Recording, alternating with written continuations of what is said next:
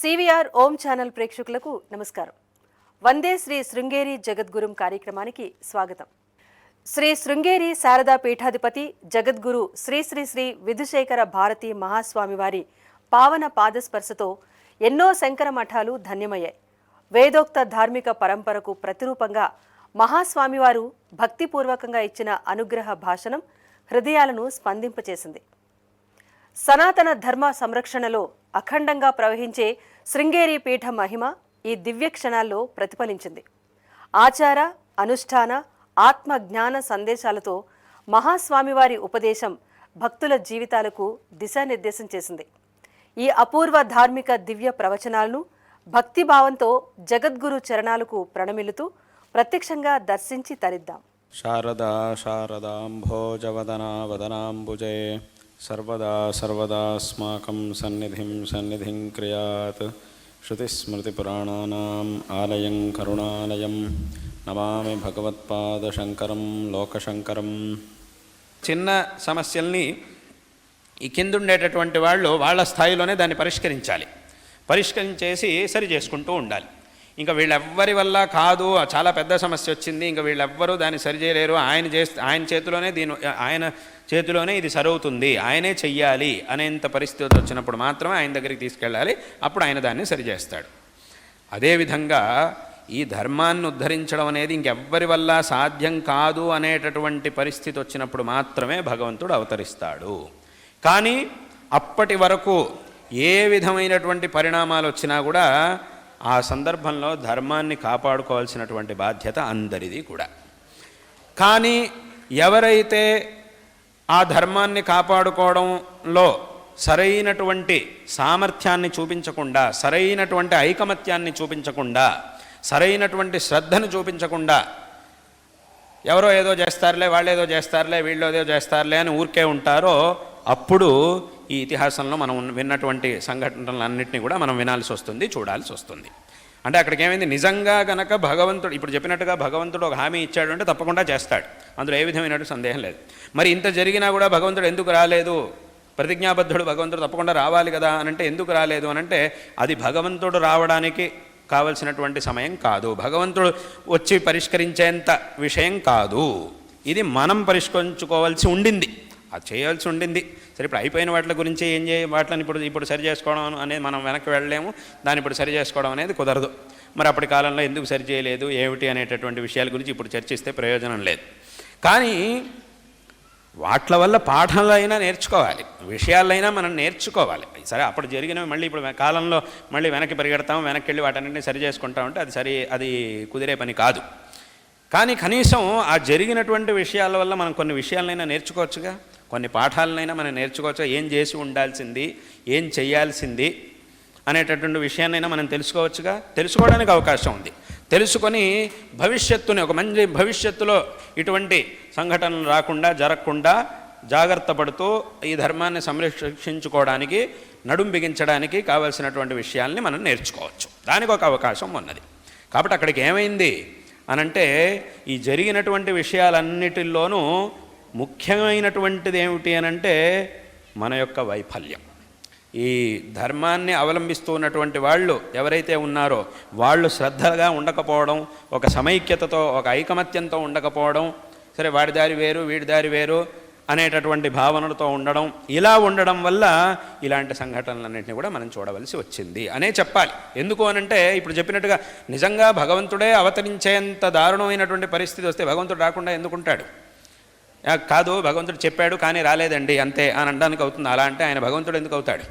హామీ ఇచ్చాడండి కానీ రాలేదంతే, ఆ సమయానికి ఆయన మర్చిపోయాడనో అథవా ఎవడెళ్తాడులే అనుకుని ఊరికే కూర్చున్నాడనో అని అంటామా? అలా ఎందుకంటే అలా ఎలా అంటాం? ఏదో సామాన్య మనిషి అయితే అలా అనొచ్చు. కానీ భగవంతుడు రాలేదు అని అంటే దాని అర్థం ఏమిటి? ఆ బాధ్యత మనది. దాన్ని సరిగ్గా చేసుండుంటే. ఇక్కడ ఇంకో విషయం కూడా ఉంది. ఎన్నో క్షేత్రాల్లో ఇలాంటి విషయాల్లో కూడా ఉదాహరణలు ఉన్నాయి. ఏమిటి?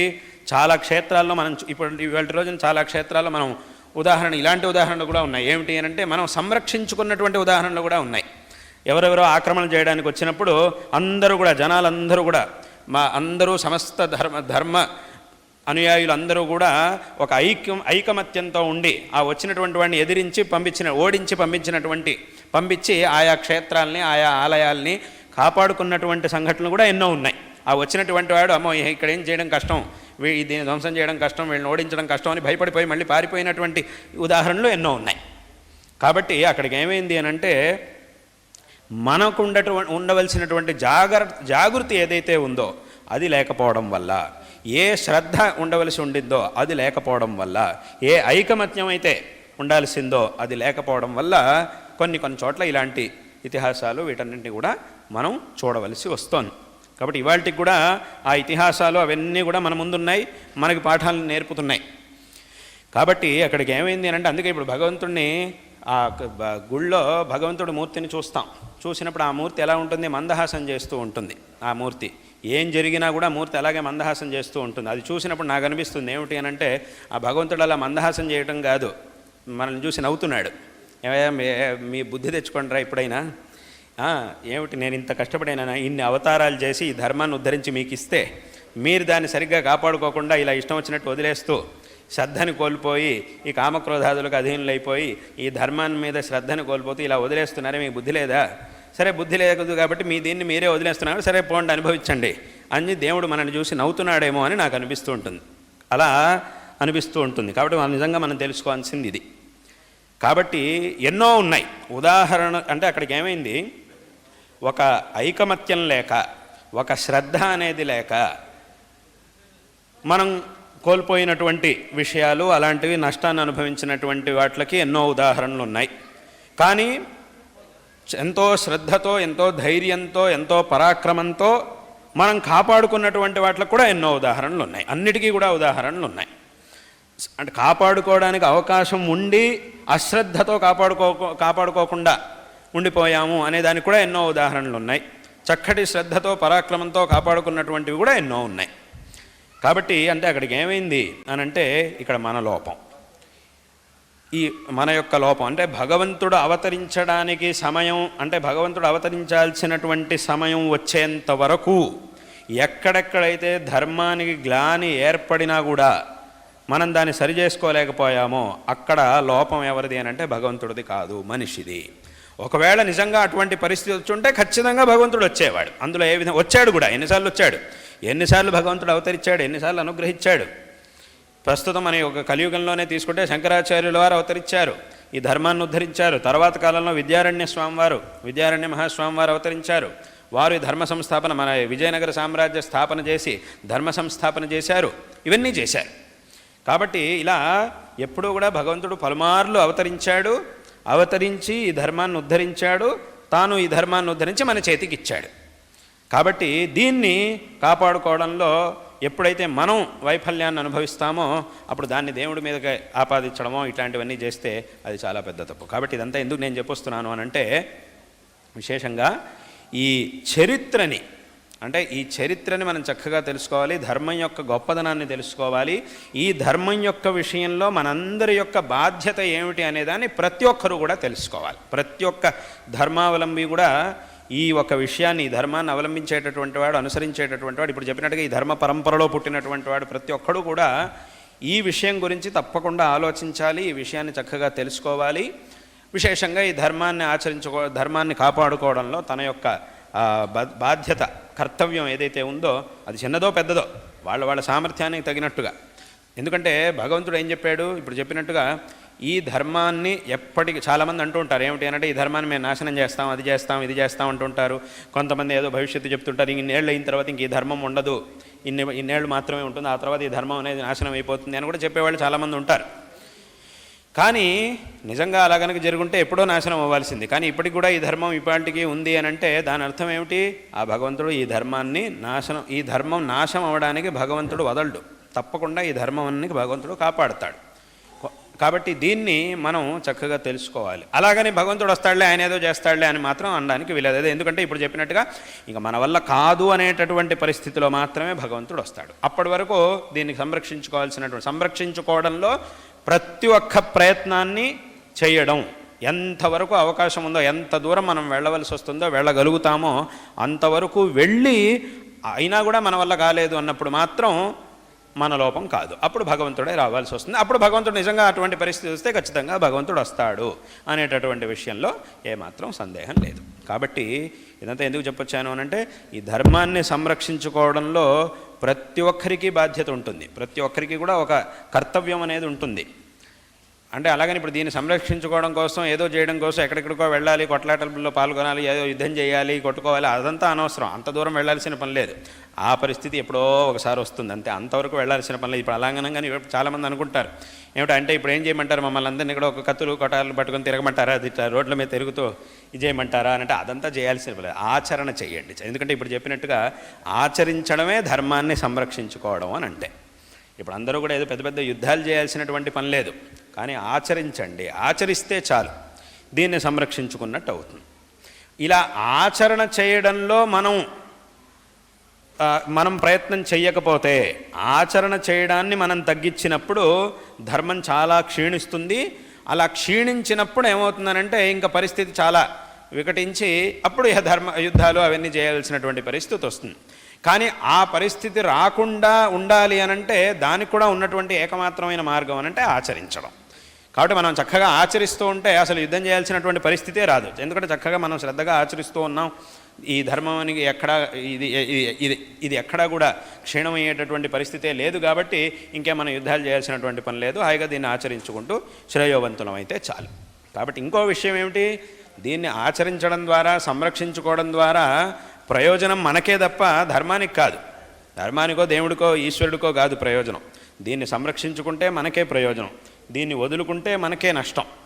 కాబట్టి దీన్ని అందరూ కూడా చక్కగా తెలుసుకొని ఈ ధర్మాన్ని ఆచరించాలి. యథావత నేను చెప్పొచ్చేది ఏమిటి అని అంటే, ధర్మాన్ని అందరూ కూడా శ్రద్ధగా ఆచరించాలి. శ్రద్ధగా ఆచరించాలి అంటే ముందు ఏం చేయాలంటే దీని యొక్క గొప్పతనాన్ని తెలుసుకోవాలి. ఇది ఎంత గొప్పది అనేటటువంటి విషయాన్ని ముందు తెలుసుకోవాలి. ఆ తర్వాత దీన్ని చక్కగా ఆచరించాలి. ఎందుకంటే ఇప్పటి కాలంలో పరిస్థితి ఎలా ఉంది అని అంటే, చాలామందికి ధర్మం గురించి ఏదో ఒకంత జ్ఞానం ఉంది, కానీ అది చాలా సామాన్యమైనటువంటి జ్ఞానం. అది అంత దృఢమైనటువంటి జ్ఞానం కాదు, లోతైనటువంటి జ్ఞానం ఎవరికీ లేదు. ఏదో హిందూ ధర్మం, దేవుడు, పూజలు, అవి ఇవి ఆచరణ, ధర్మాచరణ ఇంతే తెలుసు తప్ప, ఇప్పుడు ఎవడైనా రావచ్చు, ఎవడైనా ఏమైనా మాట్లాడచ్చు, మీకు భ్రమని కలిగించవచ్చు. అలాంటి పరిస్థితి ఉంది అందరికీ కూడా.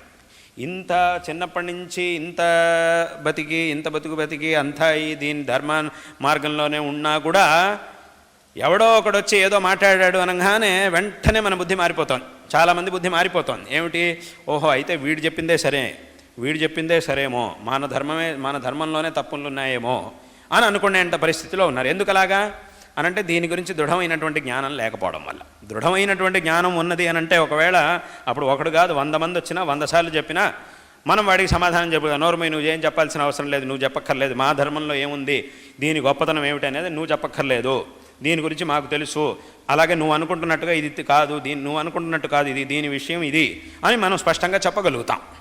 అలా చెప్పగలగాలి అంటే దీని గురించి ఒక జ్ఞానం అనేది మనకు ఉండాలి. అది లేదు. కాబట్టి ఇవాళ రోజున ఎవడో వచ్చి ఏదో 4 మాటలు 4 ముక్కలు నేర్చుకొని వాడు ఏదో చెప్పంగానే వాడు చెప్పిందే సరేమో, నేనే తప్పుగా అనుకుంటున్నానేమో అని భ్రమలో పడుతూ నెమ్మదిగా వాడి వైపు ఆకర్షితులం అవ్వడం అనేటటువంటి పరిస్థితి వస్తుంది. వాస్తవంగా ఇక్కడ మనం ఒక విషయాన్ని కనుక ఆలోచిస్తే, ఈ ధర్మం అనేది అనాది కాలంగా వస్తూ ఉన్నది. మిగతా మతాలు ఏవైతే ఉన్నాయో అవి వాళ్లే చెప్తున్నారు, మనం చెప్పట్లేదు, మనం అనట్లేదు, నేను చెప్పట్లేదు. వాళ్లే ఏం చెప్తున్నారు, మా మతం ఇన్ని సంవత్సరాల పూర్వం ప్రారంభించబడింది, ఫలానా వ్యక్తి ద్వారా ఇది మొదలైంది అని వాళ్లే చెప్తున్నారు. అది మనం చెప్తున్నటువంటి విషయం కానే కాదు, వాళ్లే అంటున్నటువంటి విషయం. అంటే అక్కడ ఏమైంది, వాళ్ళు ఇక్కడ ఒక విచిత్రం ఏమిటి అనంటే, మా మతం ఇన్ని సంవత్సరాలకు పూర్వం ఫలానా వ్యక్తి చేత ఆరంభించబడింది అని కూడా వాళ్లే చెప్తారు. మళ్ళీ వాళ్ళే ఏం చెప్తారు అంటే, ఈ మతంలోకి వస్తేనే, ఈ మతాన్ని ఆచరిస్తేనే నీకు మంచిది, లేకపోతే నువ్వు నాశనం అయిపోతావు అని కూడా వాళ్లే చెప్తూ ఉంటారు. రెండింటినీ చెప్పేది వాళ్లే. ఈ 2 మాటల్ని చూసినప్పుడు పరస్పర విరుద్ధంగా ఉన్నాయి. అంటే మరి ఇప్పుడు వాళ్ళ మతం ఏదో ఫలానా సమయం నుంచి మొదలై ఉండొచ్చు, కానీ అలాగని మనుషులు ఎప్పటి నుంచో ఉన్నారు, చాలా పాతకాలం నుంచి ఉన్నారు. మరి వీళ్ళ మతం రావడం కంటే ముందు ఉన్నటువంటి మనుషులంతా మరి ఏమయ్యారు, వాళ్ళ సంగతి ఏమిటి, వాళ్ళ గతి ఏమిటి, వాళ్ళకి ఏం జరిగింది, వాళ్ళకైతే మంచి జరగలేదు అని అర్థం.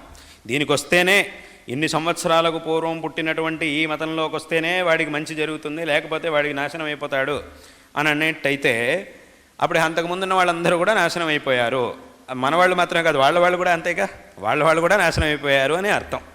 కాబట్టి కానీ మన ధర్మం అనేది అలాంటిది కాదు, ఇది అనాది కాలంగా వస్తున్నటువంటి, అందుకే దీన్ని సనాతన ధర్మం అని అన్నారు. సనాతనం అని అంటే ఏమిటి? ఈ సనాతనం అనేటటువంటి మాట ఏదైతే ఉందో ఇది సంస్కృత శబ్దం. ఈ శబ్దాన్ని కేవలం 2 చోట్ల మాత్రమే ప్రయోగిస్తారు. ఒకటి దేవుని భగవంతుడిని సనాతనుడు అని అంటాం. అదేవిధంగా ఈ ధర్మాన్ని కూడా సనాతనం అని అంటాం. ఈ 2 చోట్ల మాత్రమే ఈ పదాన్ని మనం ప్రయోగిస్తాం.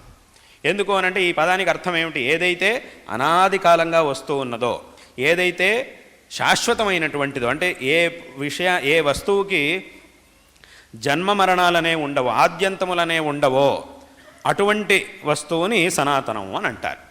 భగవంతుడికి ఆది అంతాలు 2 లేవు. భగవంతుడు ఉత్పత్తి లేదు, నాశము లేదు. కాబట్టి భగవంతుడు సనాతనుడు. అంటే భగవంతుడు అవతారం చేయడం వేరు.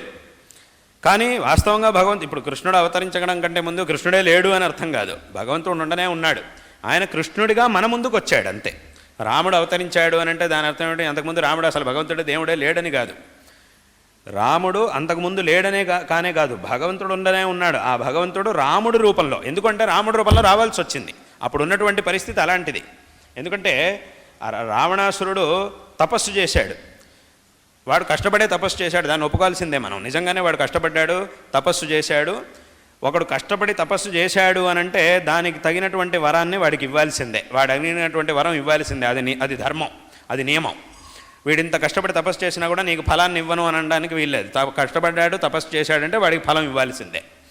కాదండి వీడు రాక్షసుడు కదా, వాడికి ఫలాన్ని ఇస్తే తర్వాత వాడు అందరినీ ఇబ్బంది పెట్టడం మొదలెడతాడు కదా, లోకంట కూడా అయిపోతాడు కదా అని అంటే దానికి వేరే ఉపాయం ఆలోచించుకోవాలంతే. కానీ ఫలాన్ని నీకు వరమే ఇవ్వను అనడానికి మాత్రం వీల్లేదు, ఎందుకంటే అది విధి, అది నియమం.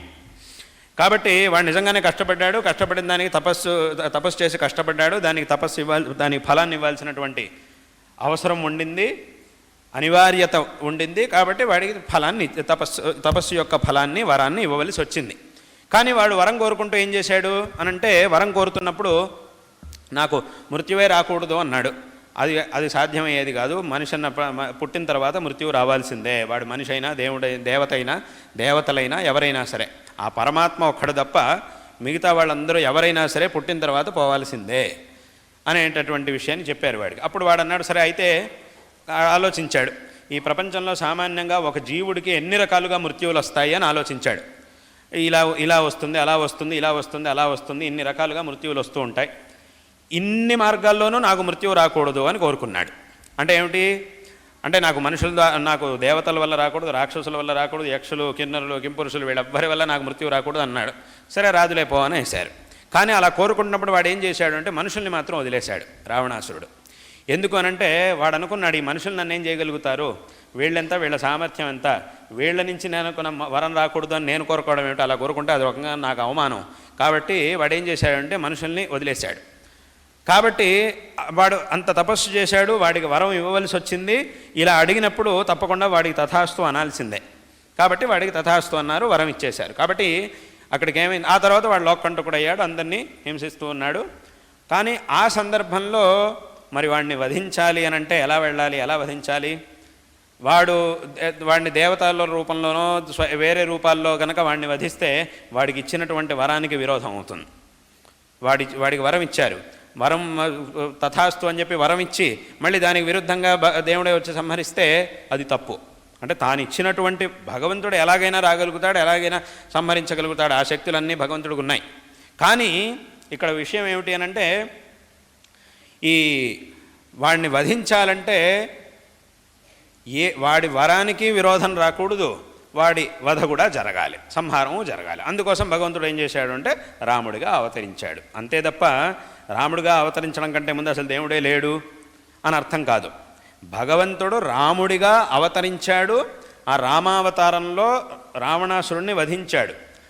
మనం ఏం చేస్తున్నాము అనంటే, ఆ భగవంతుడు రాముడిగా అవతరించినప్పుడు ఆ రామావతారం అనేది మనకు ఒక ఆదర్శం. ఆ రామావతారం అనేది మనకి చాలా ఇష్టం. సామాన్యంగా అందరికీ రాముడి యొక్క చరిత్రను చూసినప్పుడు చాలా ఇష్టంగా అనిపిస్తుంది. కాబట్టి మనం ఏం చేస్తున్నాము అనంటే, ఏ భగవంతుడైతే రాముడి రూపంలో అవతరించాడో ఆ భగవంతుణ్ణి ఆరాధించడానికి మనం ప్రవృత్తులమై మన యొక్క అభిరుచికి తగినట్టుగా రాముడి రూపంలో ఉన్న ఆ భగవంతుడిని మనం ఆరాధిస్తూ ఉన్నాం. అంటే అక్కడ మనం రాముడిని ఆరాధిస్తున్నామంటే ఈ రాముడు పుట్టడం కంటే ముందు లేడు అని అర్థం కాదు, ఉన్నాడు. మనం ఆరాధించేది భగవంతుణ్ణి. కానీ ఆ భగవంతుడిని ఆరాధించేటప్పుడు భగవంతుడికి అనేక రూపాలు ఉన్నాయి.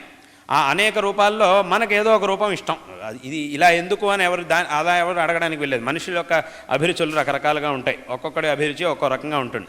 ఒకటి ఈ రంగు అంటే ఇష్టం, ఇంకో రంగు అంటే ఇష్టం, ఇంకో ఎందుకు నీకు ఈ రంగు అంటేనే, ఎరుపు రంగు అంటేనే నీకు ఎందుకు ఇష్టం, నలుపు అంటే ఎందుకు ఇష్టం నీకు, అథవా ఈ పచ్చ రంగు అంటేనే నీకు ఎందుకు ఇష్టం అనడానికి వెళ్ళలేదు. అడగడానికి అది వాడే అభిరుచి అంతే. అదంటే నాకు ఇష్టం అంతే, ఎందుకు అని అడగడానికి వెళ్ళలేదు.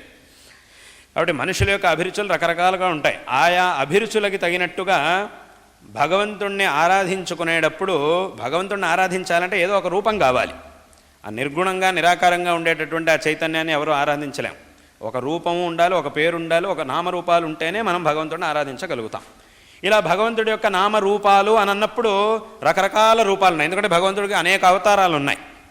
దశావతారాలు అని మనం కేవలం అంటాం అంతే. కానీ 10 మాత్రమే అవతారాలు లేదు, ఇంకా చాలా ఉన్నాయి భగవంతుడి యొక్క అవతారాలు. రకరకాల అవతారాలు ఉన్నాయి. ఇంకా దశావతారాల్లో ప్రసిద్ధంగా ఉండేవి దశావతారాలు అని మనం అంటాం అంతే. కానీ 10 మాత్రమే అవతారాలు, ఇంకా చాలా ఉన్నాయి. భాగవతంలో చెప్పారు, చాలా అవతారాలని చెప్పారు. దత్తాత్రేయ స్వామి అవతారం ఉంది, ధన్వంతరి అవతారం ఉంది, ఇంకా రకరకాల అవతారాలు ఉన్నాయి భగవంతుడికి. కాబట్టి ఆ భగవంతుడిని ఆరాధించడానికి ఏదో ఒక రూపం కావాలి. ఏ రూపం కావాలి అని మనం చూసినప్పుడు వాళ్ళ అభిరుచికి తగినట్టుగా ఒక్కో రూపం అంటే వాళ్ళకి ఇష్టం. అందులో శివుడి రూపం అంటే కొంతమందికి ఇష్టం, విష్ణువు రూపం అంటే కొంతమందికి ఇష్టం. విష్ణువు యొక్క రూపాల్లోనూ మళ్ళీ రాముడి రూపం అథవా నరసింహస్వామి రూపం, ఇలా అనేక రూపాలు ఉన్నాయి. హయగ్రీవుడి రూపం, ఇలా రకరకాల రూపాలు ఉన్నాయి. ఈ కృష్ణుడి రూపం, ఇలా ఆయా రూపాలను ఆరాధించడం అంటే వాళ్ళకి ఇష్టం. కాబట్టి ఏం చేస్తారు అనంటే ఆయా రూపాలని ఆరాధించడం అనేది ప్రారంభిస్తారు. అలా మనం పరంపరగా మనకి ఈ రూపం బాగా నచ్చింది కాబట్టి ఈ రూపం ద్వారా పరమాత్మని ఆరాధించడానికి మనం ప్రయత్నిస్తూ ఉంటాం. భగవంతుడిని విశేషంగా ఆరాధిస్తూ ఉంటాం. కాబట్టి ఏ రూపాన్ని పెట్టుకొని మనం ఆరాధించినా కూడా ఆ రూపం వెనకున్నటువంటి పరమాత్మ ఒక్కడే, అందులో ఏ విధమైనటువంటి భేదము లేదు. కానీ ఈ రూపాన్నే మనం ఎందుకు పెట్టుకొని ఆరాధిస్తున్నాము అని అంటే మనకు అది నచ్చింది కాబట్టి, మన యొక్క అభిరుచికి తగినట్టుగా. కొంతమంది రాముడి భక్తులు ఉంటారు, కొంతమంది కృష్ణుడి భక్తులు ఉంటారు, కొంతమంది శివుడి భక్తులు ఉంటారు, ఇలా రకరకాలుగా ఉంటారు. ఒక అమ్మవారిని ఆరాధించేటటువంటి భక్తులు ఉంటారు. ఇలా రకరకాలుగా అభిరుచులు ఉంటాయి. కాబట్టి మన అభిరుచికి తగినట్టుగా ఆయా రూపంలో ఉన్నటువంటి భగవంతుడిని మనం ఆరాధిస్తూ ఉన్నాం. కాబట్టి అక్కడికి ఏమైంది అంటే చాలామంది ఏమనుకుంటూ ఉంటారు, వేరే వాళ్ళంతా ఏమనుకుంటూ ఉంటారు అని అంటే, ఇదిగోండి మీరు రాముడిని ఆరాధిస్తున్నారు, రాముడిని దేవుడు అని చెప్పి మీరు ఆరాధిస్తూ ఉన్నారు. ఈ రాముడికి మళ్ళీ రాముడు పుట్టాడు, రామనవమి రోజు పుట్టాడు అని అంటున్నారు. అక్కడికి పుట్టుకున్నటువంటి వాడు దేవుడు ఎలా అవుతాడు అని కొంతమంది పిచ్చి పిచ్చిగా ప్రశ్నలు అడుగుతూ ఉంటారు. ఏదేదో పెద్దగా మేమేదో బాగా తెలివైన వాళ్ళం, ఏదో పెద్ద లాజిక్ తీసుకొచ్చాము, వేటికి పట్టుకొచ్చాము అని వాళ్ళు అనుకుంటూ ఉంటారు. కానీ ఇక్కడ వాస్తవంగా ఏమిటి, రాముడిని అదే ఇప్పుడు చెప్పినట్టుగా వాళ్ళు ఇట్లా అడుగుతూ, కృష్ణుడు పుట్టాడు, కృష్ణుడు ఫలానా రోజు అవతరించాడు, వినాయకుడు ఫలానా రోజు అవతరించాడు అని అంటుంటారు కదా. అంటే అక్కడికి ఏమైంది, కృష్ణుడు కూడా మనలాగే పుట్టినట్టు అయింది, రాముడు కూడా మనలాగే పుడుతున్నాడు, నేను పుడుతున్నాను, రాముడు పుడుతున్నాడు.